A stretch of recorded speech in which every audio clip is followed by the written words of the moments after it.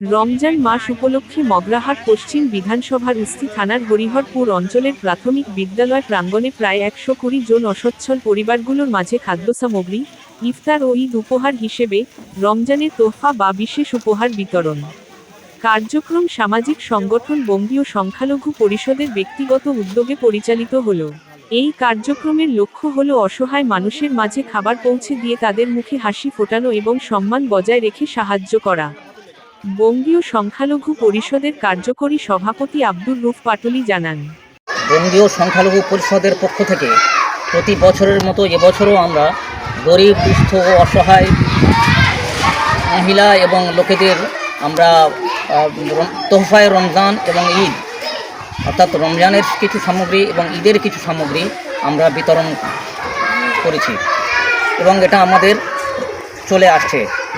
আমরা চাইছি যে এই পিছিয়ে পড়া গরিব অসহায় শ্রেণীর মানুষরা অন্তত রমজানের শেষ দিকে এবং রোজার মুখে ঈদের সময় তাদের মুখে একটু হাসি ফুটুক, তারা একটু ইফতারটা কদিন একটু ভালো করে যাতে তাদের হয় এবং ঈদের খুশিটা যাতে তারা সমানভাবে শরীক হতে পারে, সেজন্য আমাদের এই সমাজ। কতজনকে দিলেন আজকে দেখুন? আমরা 110 জনকে আপাতত দিয়েছি। এই ইফতার ঈদ সামগ্রী বিতরণের প্রোগ্রাম আছে, আর ঈদের পরে আমরা অন্য সামাজিক কর্মসূচি নেব, তখন আবার মিডিয়াতে জানিয়ে দেবো কী কর্মসূচি আমরা নিচ্ছি। তোহফায় রমজান কী কী দিয়েছেন এটা কি বলতে পারবেন কি কী আপনারা দিলেন? হ্যাঁ, আমরা দিয়েছি ছোলা, চিনি, সিমুই, খেজুর, মুড়ি, এসব সামগ্রীগুলো আছে, ইফতারি এবং ঈদের সামগ্রী। আপনার নামটা বলবেন? আমি আব্দুর রউফ, বঙ্গীয় সংখ্যালঘু পরিষদের কার্যকরী সভাপতি। অসহায় মানুষের দেখতে পেয়েছি, তাদের যত সম্মান দেওয়ার চেষ্টা করেছি আমরা প্রতি বছরের ন্যায়। ভালো লাগছে। বঙ্গীয় সংখ্যালঘু পরিষদের সাধারণ সম্পাদক প্রফেসর ডক্টর জাহান আলী পুরকাইত তিনি জানান, বলছিলাম আপনি এই বঙ্গীয় সংখ্যালঘু পরিষদের একজন সাধারণ সম্পাদক, সেই হিসেবে আপনার জিজ্ঞেস করছি, আরও আপনার উস্তি থানা বলো, আরও আশেপাশে যে থানা আছে, বহু গ্রামই আছে, কিন্তু বেছে বেছে আপনার এই হরিহরপুর গ্রামটাকে, অঞ্চলটাকে বেছে নিলেন কেন?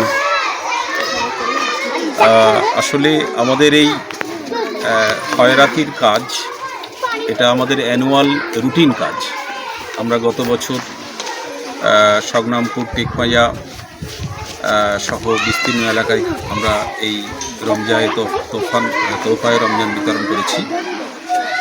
মূলত যেহেতু রমজান মাসের সামগ্রী বিতরণ, তাই এটা মুসলিম অধ্যুষিত এলাকায় হয় এবং এই বিশেষত এই হরিহরপুর অঞ্চল বা রঙ্গিলাবাদ অঞ্চল, এই এলাকার সাধারণ মুসলমানরা তারা আর্থিকভাবে অনেকটা পিছিয়ে।